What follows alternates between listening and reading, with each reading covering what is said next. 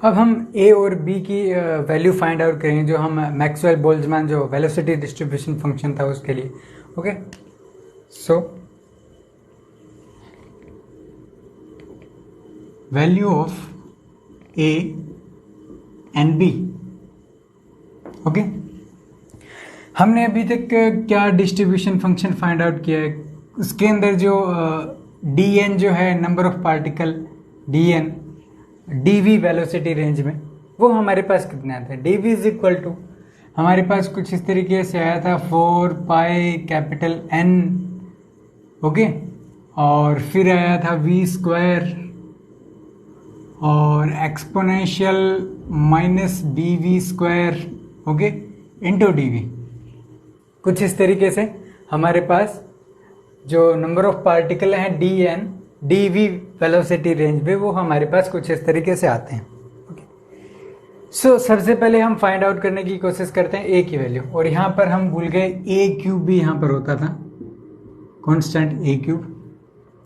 सो सबसे पहले ए की वैल्यू फाइंड आउट करने की कोशिश करते हैं। ओके, हमें पता है कि अगर मैं इस वेलोसिटी डिस्ट्रीब्यूशन रेंज का अगर 0 टू इन्फिनिटी अगर इंटीग्रल कर दूं, कैसे कि हमने जो डिस्ट्रीब्यूशन जो फंक्शन हमने चेक किया था वेलोसिटी डिस्ट्रीब्यूशन फंक्शन, वो कुछ इस तरीके से आ रहा था कि वी स्क्वायर से आपका इंक्रीज कर रहा है और exponential minus B we square से आपका डिक्रीज करता है। सो 0 टू इन्फिनिटी तक ये चलता रहता है। और यहाँ पर जो अगर मेरा ये एक एलिमेंट है, ये मेरा रिप्रेजेंट करता है मेरा कितने नंबर ऑफ पार्टिकल्स हैं, ये मेरा डी एन को रिप्रेजेंट करता है। ओके, यहाँ पर जो वैल्यू है वो D N divided by D V है। ओके, यहाँ पर वी वेलोसिटी है। सो इट मीन्स अगर मैं इसका इंटीग्रल कर देता हूँ 0 टू इन्फिनिटी रेंज में, देन मेरे को पता है टोटल नंबर ऑफ पार्टिकल कितने हैं, एन, तो एन ही आने चाहिए। Okay, because total velocity range में जितने पार्टिकल हैं इतने ही तो आएंगे।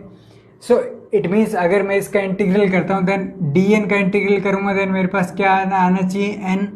0 टू इन्फिनिटी लिमिट कर रहे हैं, यहाँ से करेंगे 4 pi N A cube constant है, इंटीग्रल करेंगे 0 to infinity V square exponential minus B we square D V. अब देखिए इसका इंटीग्रल करना है सबसे पहले। ओके, हम अज्यूम करते हैं कि ये जो टर्म है ना, यहाँ पर इस टर्म को हम x अज्यूम कर लेते हैं। Okay, let x is equal to be we square. Okay, हम यहाँ से क्या कह सकते हैं, dx जो होगा वो इज इक्वल टू कितना हो जाएगा, 2b v tv। ओके, और हमें वैल्यू किसकी चाहिए, v स्क्वायर dv की वैल्यू चाहिए, बिकॉज v स्क्वायर dv यहाँ पर है, इसको x से रिप्लेस कर ही देंगे। सो यहाँ से क्या कह सकते हैं, dv आ जाता है हमारे पास v स्क्वायर। सो यहाँ पर मल्टीप्लाई करेंगे एक v से और। ओके, देन हमारे पास क्या हो जाता है, एक v से मल्टीप्लाई किया, देन यहाँ से v स्क्वायर का वैल्यू पुट कर देते हैं। v square is equal to कितना हो जाता है, x divided by beta. Okay, और dv कितना हो जाता है हमारे पास, dv इज इक्वल टू यहाँ से देखेंगे dx divided by 2 beta. Okay, और 2 बीटा यहाँ पर आपका v से भी डिवाइड है। ओके, यहाँ से v आप किससे रिप्लेस कर सकते हो, यहाँ से v इज इक्वल टू कितना आ जाता है, x डिवाइडेड बाई बीटा इसका अंडर रूट। ओके, देन मैं क्या कह सकता हूँ, dv इज इक्वल टू कितना आ जाता है, यहाँ से dx divided by 2 beta. Okay, v का वैल्यू कितना है, x divided by beta, it means x1/2 divided by beta 1/2। कोई प्रॉब्लम नहीं है। यहाँ पर अपने v का वैल्यू रिप्लेस कर दिया। अब हमें चाहिए v square into D v, ये दोनों वैल्यू हैं, यहाँ पर चेक करते हैं। V square into D we is equal to कितना आ जाता है, x। ओके, और x यहाँ पर कितना आ जाता है, x 1/2, बिकॉज x 1/2 नीचे डिवाइड में है, it means x 1/2। Okay, then beta के केस में एक नीचे बीटा है, एक यहाँ से एक beta cancel, it means divided by 2 beta to the power कितना आ जाता है 3/2। ओके, देन यहाँ पर आ जाता है आपका dx। ओके, और कोई क्वांटिटी नहीं रह जाती। सो यहाँ से हम इस क्वांटिटी से रिप्लेस कर सकते हैं यहाँ पर v² dv को। सो करते हैं। सो n इज इक्वल टू हमारे पास कितना आ जाता है, यहाँ पर चेक करते हैं। n इज इक्वल टू, देखिए 4 pi capital N a cube. Okay, integral किस रूप में चेंज होता है, x 1/2, ये तो आपके वेरिएबल है, बट 1 डिवाइडेड बाई 2 बीटा 3/2 ये बाहर आ जाता है। इंटीग्रल में क्या रह जाता है आपका e to the power minus x to the power 1 divided by 2। Okay, और यहाँ पर आपकी लिमिट होती है 0 टू इन्फिनिटी dx, ये आपका इंटीग्रल आ जाता है। और ये एक तरीके से आपका गामा फंक्शन होता है। ओके, गामा फंक्शन का प्रॉपर्टी क्या होता है कि गामा n जो है उसका वैल्यू कितना होता है, इंटीग्रल 0 टू इन्फिनिटी होना चाहिए, एक्सपोनेंशियल -x होना चाहिए। अब x टू दी पावर जो है वो आपका n-1 होना चाहिए इंटू dx। ये जो है ये एक तरीके से स्पेशल इंटीग्रल होता है। ओके, इस इंटीग्रल को हम बोलते हैं गामा फंक्शन। ओके, सो यहाँ पर गामा फंक्शन इतना ज़्यादा डीपली नहीं जाएंगे बिकॉज ये हमारे एक तरीके से मैथमेटिक्स का पार्ट है। स्पेशल इंटीग्रल जो है गामा फंक्शन, और बीटा फंक्शन भी एक आता है। ओके, सो हो सकता है आपने अभी इस लेवल तक ये फंक्शन नहीं पढ़ा हो। ओके, बट हम कुछ स्पेशल इसकी प्रॉपर्टीज़ को डिस्कस कर लेते हैं कि क्या प्रॉपर्टीज़ होती हैं इसकी। सबसे इम्पोर्टेंट होती है कि अगर हमारे पास गामा n है, उसका जो वैल्यू है वो हमारा n-1 फैक्टोरियल होता है। ये सबसे इम्पोर्टेंट प्रॉपर्टी है इसकी। ओके, एक होता है सपोज हमारे पास गामा n+1 है, उसको हम उसको हम क्या है n गामा n से रिप्लेस कर सकते हैं। ओके, सो ये दो मेन आपकी प्रॉपर्टीज होती हैं।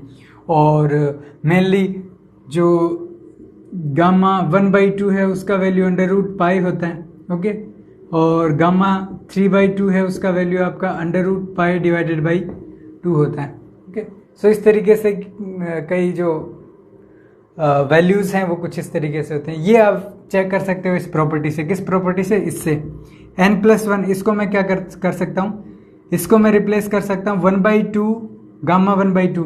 ओके, इसको रिप्लेस कर दिया 1/2 gamma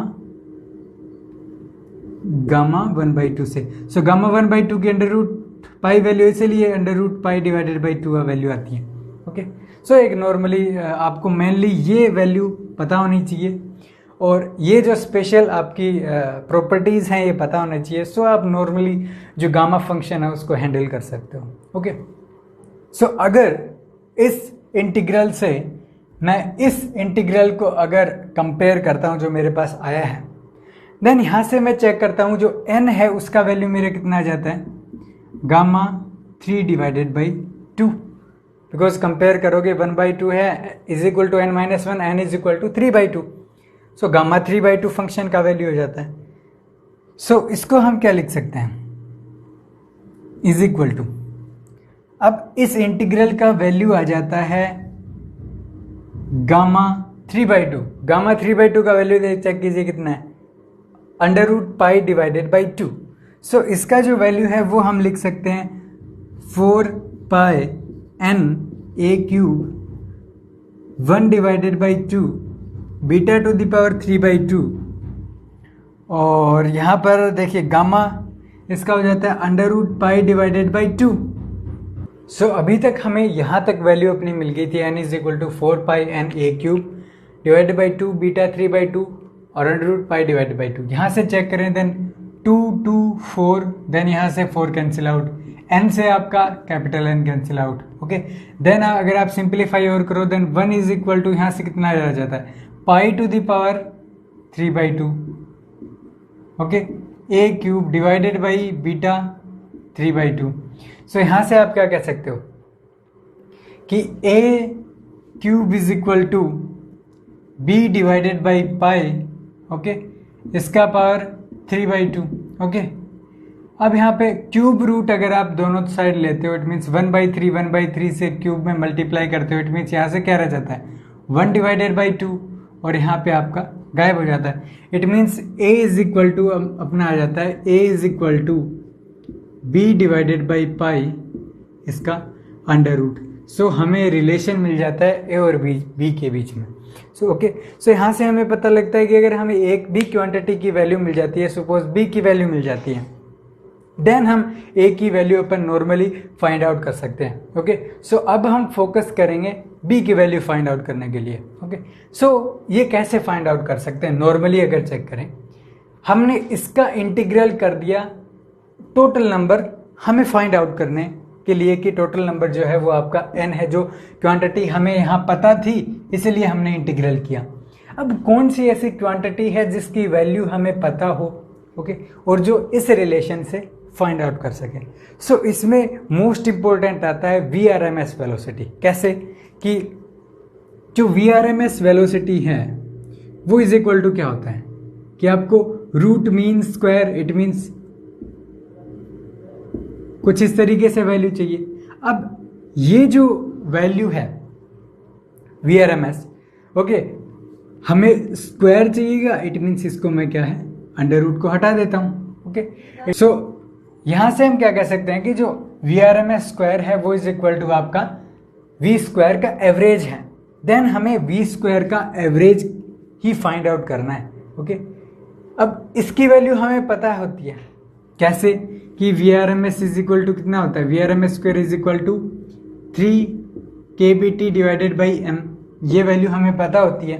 okay, so it means ये वैल्यू अगर हमें पता है देन हम ये इंटीग्रल रूप में चेंज कर सकते हैं इसको। कैसे कि जो आपका किसी भी क्वांटिटी के एवरेज है, सपोज यहाँ पे मैं x क्वांटिटी लिख देता हूँ, x का जो एवरेज है वो कुछ इस तरीके से लिया जाता है कि x क्वांटिटी का हम सबसे पहले क्या करते हैं इंटीग्रल करते हैं विद रिस्पेक्ट टू dn, कि होल रेंज में कितना वेटेज कर सकते हैं हम पार्टिकल के हिसाब से। ओके, डिवाइडेड बाई अगर summation total number of particle का करता हूँ, ओके, देन मेरे पास एवरेज मिल जाता है। एक तरीके से आप प्रोबेबिलिटी का ही यूज करते हो कि हमने प्रोबेबिलिटी फाइंड आउट किया divided by total number of जो पार्टिकल्स थे कि हमारे फेवर में कितने हैं डिवाइडेड बाई टोटल कितने हैं। ये एक तरीके से प्रोबेबिलिटी टाइप में हो जाता है और इससे हम एवरेज फाइंड आउट कर सकते हैं।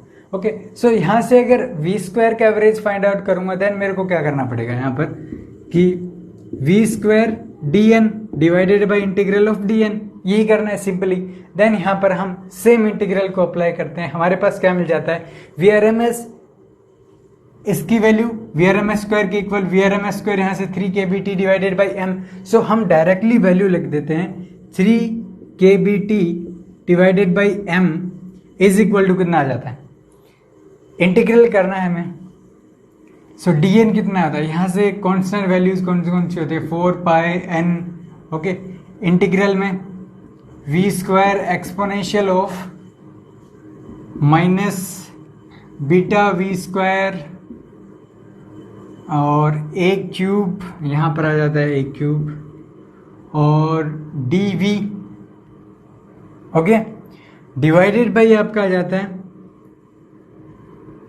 डिवाइड करोगे डायरेक्टली dn का इंटीग्रल, इट मीन्स यहाँ पर 4 पाई n a क्यूब, तो ये तो आएगा यहाँ पर। अब यहाँ से देखिए v स्क्वायर था बट v स्क्वायर से मल्टीप्लाई भी करना है, इट मीन्स यहाँ पर आपकी पावर 4 हो जाती है ना कि v स्क्वायर, और यहाँ पर v स्क्वायर ही आने वाली है। और यहाँ इस इंटीग्रल को आप 0 टू इन्फिनिटी है, ये भी 0 टू इन्फिनिटी है, इस इंटीग्रल को आप गामा फंक्शन से सोल्व कर सकते हो। नॉर्मली वही अपने को फॉलो करना है कि इस क्वांटिटी को x लेना है और v to the power 4 into dv का वैल्यू रिप्लेस करना है। ओके, सो अगर नॉर्मली चेक करें तो आपको यहाँ पर जो वैल्यू है एक तरीके से गामा फंक्शन की, वो आपको यहाँ से 5/2 मिलता है, ऊपर से यहाँ पर आपको गामा 5/2 मिलेगा। ओके, नीचे आपको गामा 3/2 मिलेगा। ओके, और हमें पता है कि जो पिछले वाले केस में हमने कुछ इस तरीके से 2 बीटा 3/2 किया था ना, उसी तरीके से यहाँ पर आपका 2 बीटा 5/2 आ जाता है, कोई और चेंज नहीं है। ओके, बीटा 5/2 और इसके नीचे यही हमारा 3/2 आया था, 2 बीटा 3/2। सो यहाँ से अगर हम सोल्व करें देन हमारे पास इंटीग्रल सिर्फ इसकी वैल्यू, बिकॉज ये क्वांटिटी तो कैंसिल हो जाती है आपस में, सिर्फ हमें इसका रेशियो चाहिए। सो यहाँ से हम क्या कह सकते हैं, इक्वली हम इसको लिखते हैं। अब देखिए गामा 5/2 को कैसे लिख सकते हैं, 3/2 gamma 3/2। Okay, 3/2 gamma 3/2। Okay, no problem, divided by, यहाँ से चेक कीजिए 2 से 2 आपका कैंसिल हो जाएगा, बिकॉज इसको हम इन्वर्ट करके मल्टीप्लाई करेंगे देन 2 से 2 cancel out. Beta to the power देखिए 3/2 है, यहाँ 5/2 है, यहाँ पर अगर कैंसिल करेंगे देन बीटा डिवाइड में ओनली, जो बीटा नहीं बी था वैसे, बी हमारा रह जाएगा, इट मीन्स बी यहाँ है। अब यहाँ वैल्यू कितनी रह जाती है, गामा 3/2। सो यहाँ पर जो वैल्यू है वो हमें मिलती है 3/2b। ओके, सो हमें गामा, ये इसको अगर हम सोल्व करते हैं 3/2b मिलता है। ओके, अब 3/2b इक्वल किसके था, 3kBT डिवाइडेड बाई m। सो 3 से आपका ये वाला जो 3 है ये हो जाता है कैंसिल आउट। ओके, अब देखिए b का वैल्यू हमें कितना मिलने वाला है, b इज इक्वल टू, सिर्फ कुछ नहीं करना, एक तरीके से इन्वर्ट कीजिए, कितना आता है, इसको करता हूं देन m डिवाइडेड बाई, और 2 का नीचे करेंगे मल्टीप्लाई करेंगे देन 2kBT, ये आपका b का वैल्यू हो जाता है। ओके, b का वैल्यू हमें मिल गया। अब हमें पता था इस रिलेशन से कि अगर हमें b का वैल्यू मिल जाता है देन हम a का वैल्यू नॉर्मली फाइंड आउट कर सकते हैं। सो यहाँ से चेक कीजिए a का वैल्यू कितना हो जाता है, a इज इक्वल टू कितना हो जाता है, अंडर रूट ऑफ, इस क्वांटिटी का अंडर रूट करूंगा देन मेरा क्या आएगा, m divided by 2πkBT, because 2 था, पाई का मल्टीप्लाई करना kBT, ये आपका a का वैल्यू हो जाता है। अब यहाँ पर ये दोनों कांस्टेंट वैल्यू a b की वैल्यू हम जो डिस्ट्रीब्यूशन फंक्शन था यहाँ पर हम पुट करके देखें, यहाँ पर a की जगह वैल्यू, b की जगह वैल्यू। ओके, उससे पहले डिस्कस करते हैं कि यहाँ पर एवरेज की जगह क्या हम और क्वांटिटी यूज़ कर सकते थे। ओके, सो कई बार क्वेश्चन आ सकता है कि जो x बार नहीं, जो हमने ये जो वैल्यू ली VRMS², इसको यहाँ पर पिक किया था हमने और v² का एवरेज लिया था। ओके, क्या हम इसकी जगह v एवरेज यूज कर सकते हैं, कई बार ये इंपॉर्टेंट क्वेश्चन आता है, बिकॉज v² का एवरेज तो हमें पता है वैल्यू कितना होता है, VRMS² होता है, बट v बार का value, it means average v का वैल्यू कितना होता है। ओके, अब अभी तक हमने जितनी भी वैल्यू चेक की है वहाँ पर हमें कहीं भी एवरेज का हमने डिस्कस नहीं किया है, हमें सिर्फ VRMS वैल्यू पता है, हमें v बार वैल्यू नहीं पता अभी तक। ओके, बट आपको पता होना चाहिए v बार की वैल्यू होती कितनी है। सो जो v बार का जो वैल्यू है वो होता है आपका अंडर रूट, यहाँ पर 3kBT डिवाइडेड बाई m होता था, बट यहाँ पर 2.55 kBT डिवाइडेड बाई m, ये वैल्यू होता है। ये इंपॉर्टेंट रिजल्ट है, आपको याद रहना चाहिए, इसको हम डिराइव करेंगे using Maxwell Boltzmann velocity distribution function. But कई बार अगर क्वेश्चन आ जाए हमारे पास कि आप v² का एवरेज लेके कर रहे हो, ओके, बट अगर आप v² का एवरेज न लेके आप v का एवरेज अगर आप कंसिडर करके चलो, देन यहाँ पर क्या चेंज होने वाला है। सो यहाँ पर क्या चेंज होने वाला है, सिर्फ यहाँ पर ये चेंज होने वाला है कि अगर v बार अगर मैं करता हूँ देन सिर्फ यहाँ पर v होगा। ओके, और यहाँ पर v³ आ जाता है v4 की जगह। ओके, v³ dv से आप फाइंड आउट कर सकते हैं, जितना भी वैल्यू आता है उसके हिसाब से। ओके, और यहाँ पर इसकी वैल्यू जो है वो आप इसके इक्वल पुट करोगे, under root 2.55 kBT divided by m। So थोड़ा कॉम्प्लिकेटेड हो जाएगा, इसीलिए हमने v एवरेज की जगह VRMS का यूज़ किया था। यही कारण था VRMS लेने का, और कोई मतलब नहीं है। और अभी तक हमने ये डिराइव नहीं किया 2.55 kBT डिवाइडेड बाय m, ये हम डिराइव करेंगे इस जो लो है आपका मैक्सवेल बोल्ट्जमैन वेलोसिटी डिस्ट्रीब्यूशन, इस फंक्शन की हेल्प से फाइंड आउट करेंगे। देखेंगे कैसे फाइंड आउट करेंगे।